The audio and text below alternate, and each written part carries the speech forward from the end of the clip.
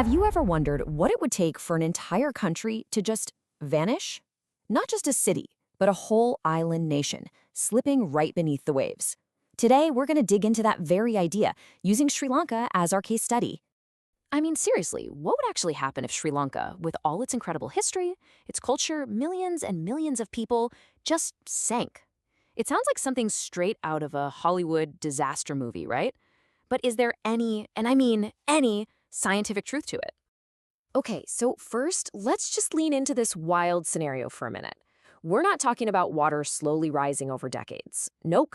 We're imagining a total, catastrophic event that just erases an entire nation from the map. Just try to picture it. The bustling ports of Colombo, those famous golden beaches down south, entire communities just gone, slipped under the waves. It's a powerful, and let's be honest, a pretty terrifying image. The idea of a whole island just vanishing is, well, it's dramatic, it's captivating, but now it's time to separate that cinematic fantasy from the scientific reality. So, what does the science actually say about this? All right, so let's kick things off with a hard geographical fact check. It turns out the island of Sri Lanka has its own kind of built-in defense system against being completely submerged. And here's the simple truth. That whole entire island disappearing scenario, we can just put that to bed right now. Geologically speaking, it's physically impossible. And the reason why is simple and very, very tall. 2,524 meters. Get that number in your head. That's the height of Pidrudagalagala, the tallest mountain in Sri Lanka. You see, the country has this massive central highland region that's basically its geological backbone. For the entire island to sink, sea levels would have to rise by over 2.5 kilometers. That's not just unlikely, that's pure science fiction. But, and this is a huge but, this is where the real story actually begins. The danger isn't that the whole island will vanish. The real danger is that the most populated, most economically vital parts of it, the coasts, are facing a very different and very real kind of sinking. So what are these real threats? Well, it turns out there isn't one single villain in this story. It's more like a combination of factors all working together to create a slow-motion disaster. First up, the big global one, sea level rise. As the climate changes, the oceans are literally expanding. Projections show a rise of up to 1 meter by the year 2100. Now, 1 meter might not sound like that much, but for a flat, low-lying coastline, it's a game changer. It means storm surges push way further inland, and what used to be a high tide can become a permanent flood. But it's not just about the sea coming up. There's also a local problem: land subsidence. As cities grow, they pump out huge amounts of groundwater, and that water was actually helping to support the soil. You take it out, and the land itself starts to sink.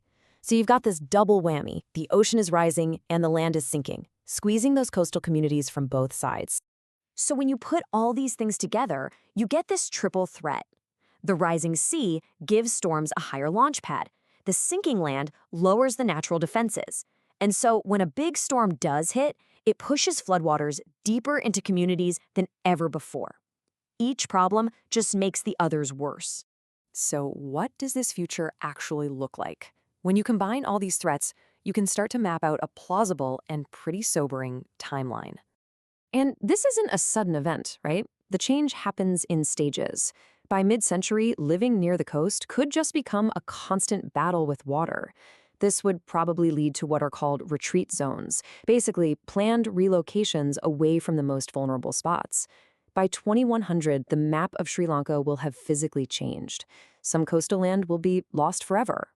But, and this is so important, the island itself will still be there. So let's bring it all together.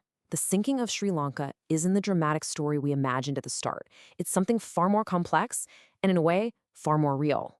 So the fantasy was this quick sci-fi spectacle where the whole island vanishes. But the reality is a slow, creeping, gradual process. It's not about the island disappearing. It's about a painful and incredibly expensive retreat from its edges, a massive social and economic crisis that unfolds over decades. This quote really just hits the nail on the head. The true disaster isn't a Hollywood blockbuster.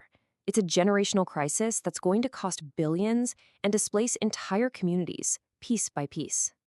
And that leaves us with the real question. It's not, will Sri Lanka sink?